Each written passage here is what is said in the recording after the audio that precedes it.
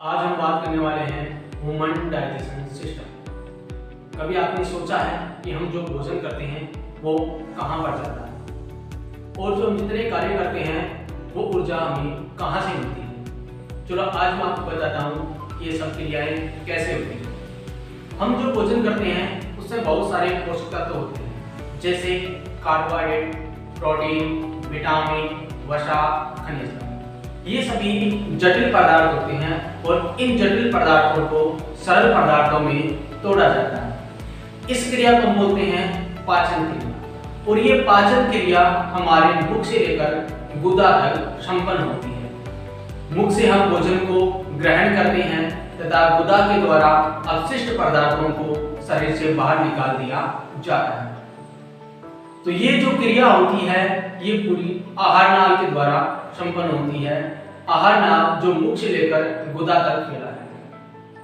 आहार नाल की लंबाई लगभग 23 फीट या 9 मीटर है। तो हम सबसे पहले बात करते हैं मुंह में पाचन की। मुंह में दांत, पेशिजीवा तथा सलाइवरी ग्लैंड पाए जाते हैं, जिन्हें बोलते हैं लाला ग्रंथि। और लाला ग्रंथि से निकलता है लार रस, लार एमिलेस एंजाइम, जो कार्बोहाइड्रेट का पाचन करता है। सबसे पहले जो दांत होते हैं, दांत भोजन को चीरते, फाड़ते तथा चबाने का काम करते हैं। तो जो पेशिजीवा होती है ये भोजन को या लार को पूरे भोजन में मिलाने का काम करती है तथा भोजन को ये चिकना व मुलायम बना देती है, जिससे पूरी आहार नाल में भोजन गति कर सके।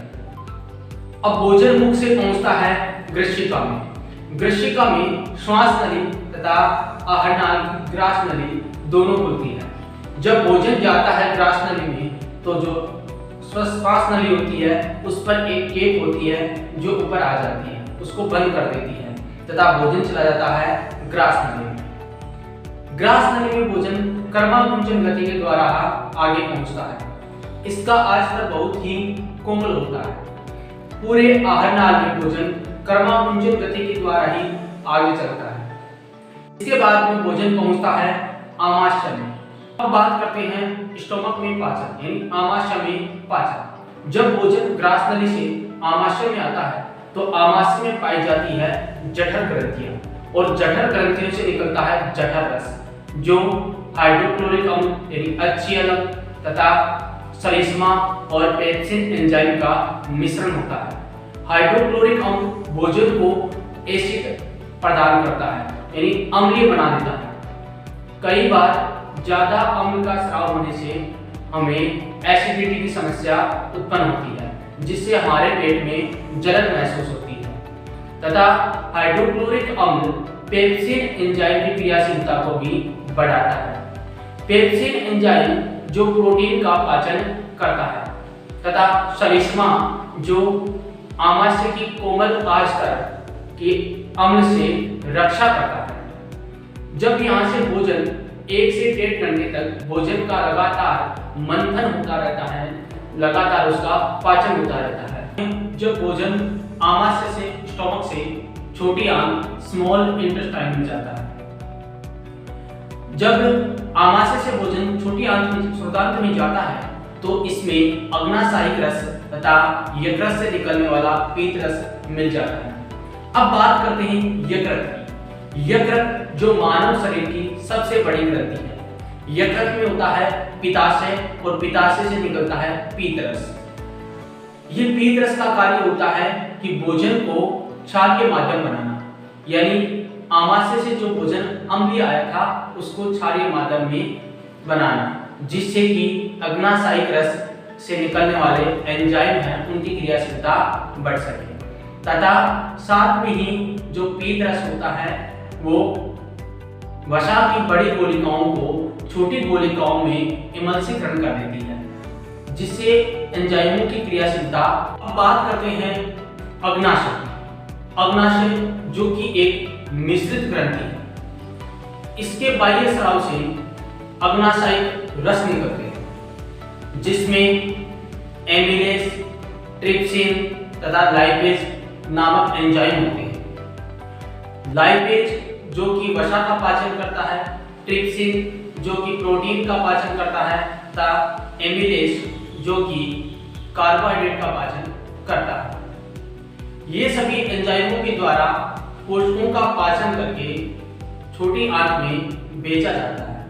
अब बात करते हैं श्रुतांत, छोटी आंत, स्मॉल इंटेस्टाइन में पाचन। जब भोजन आमाशय से छोटी आंत श्रुतांत में प्रवेश करता है तो श्रुतांत में भोजन का संपूर्ण पाचन होता है। श्रुतांत जो कि आहार नाल का सबसे लंबा भाग होता है तथा इसकी लंबाई लगभग 6 से 6.5 मीटर तथा इसकी मोटाई लगभग 2 सेंटीमीटर होती है। यह पाचन का संपूर्ण स्तर है। इसमें कार्बोहाइड्रेट को ग्लूकोज में तथा प्रोटीन को एमिनो अम्ल में और वसा को ग्लिसरॉल में परिवर्तित किया जाता है तथा यहीं से रुधिर कोशिकाओं के द्वारा इन पोषकों का अवशोषण किया जाता है जिससे ऊर्जा प्राप्त होती है। श्रुतांत में जो अपशिष्ट पदार्थ बचते हैं उनको बृहदांत में भेज दिया जाता है।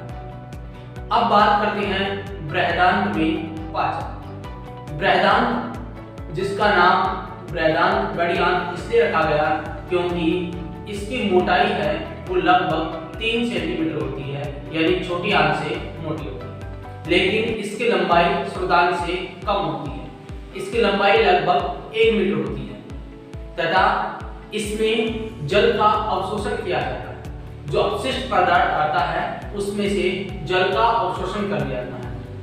इसमें एक अंगुली जैसे पर्वत पाए जाते हैं जिन्हें वेली अथवा द्विक्रोम कहा जाता है, जो अवशोषण के क्षेत्र को बढ़ा देती है तथा इनमें रुधिर वाहिकाएं पाई जाती है जो अपशिष्ट से जल तथा पोषकों का अवशोषण कर लेती है और अपशिष्ट को कठोर बना देती है। अब ये अपशिष्ट पदार्थ को मलाशय में भेज दिया जाता है और मलाशय में ये अपशिष्ट एकत्रित हो जाता है और इसे समय समय पर गुदा के द्वारा शरीर से बाहर निकाल दिया जाता है। यह क्रिया मस्तिष्क के द्वारा नियंत्रित की जाती है। गुदा में 2 क्षेत्र होते हैं जो मस्तिष्क के द्वारा नियंत्रित होते हैं। तो इस प्रकार से आहार नाल में भोजन का पाचन होता है तथा हमें ऊर्जा प्राप्त होती है।